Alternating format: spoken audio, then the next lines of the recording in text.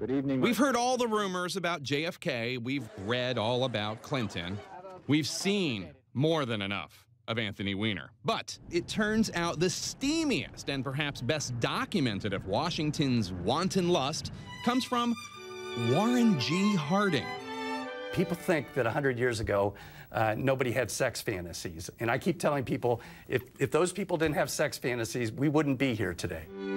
Don't let the top hat fool you. These letters are not proper. 1,000 pages of notes, not to Harding's wife, but to his mistress, will be released online by the Library of Congress at the end of this month. Their public display goes against every explicitly written desire of the nation's 29th president, although they're not that tough to square with the historical consensus that he was one of America's worst presidents ever.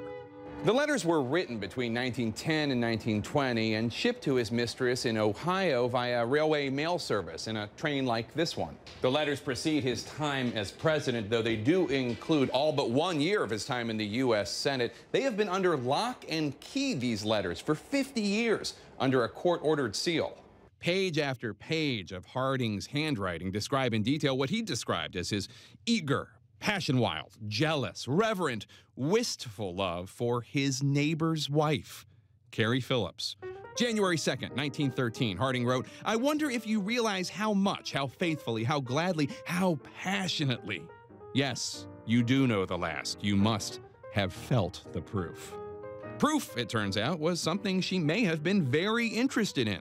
Some experts believe that she may have been a German spy. She was being followed by the Bureau of Investigation as someone who was a spy. And I think that this was kind of an insurance policy for her to keep these letters, that people would not bother her if they knew that she had them.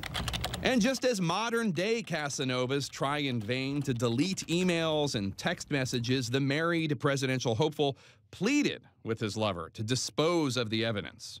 "I think you should have a fire. Chuck 'em," he wrote of his letters. "Do. You must. Having so many letters on hand, all my love-making is old to you. It is old, a darling old story, which isn't to be made new." It really became urgent once he started running for president, and she actually asked for money. She blackmailed him. And at that point, he said, "Look, I'll pay you $5,000 a year as long as I'm in office, but you've got to give me those letters back." And she kept the letters.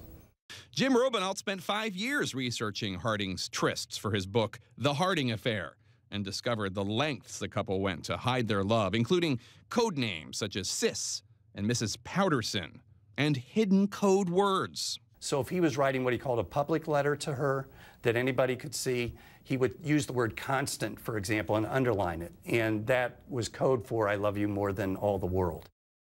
The collection of letters only shows Harding's point of view, as he is said to have destroyed the letters Phillips wrote to him, letters that may have swayed his view on international politics. We're also told that just as Anthony Weiner goes by Carlos Danger, Warren Harding had a nickname for a certain part of his anatomy.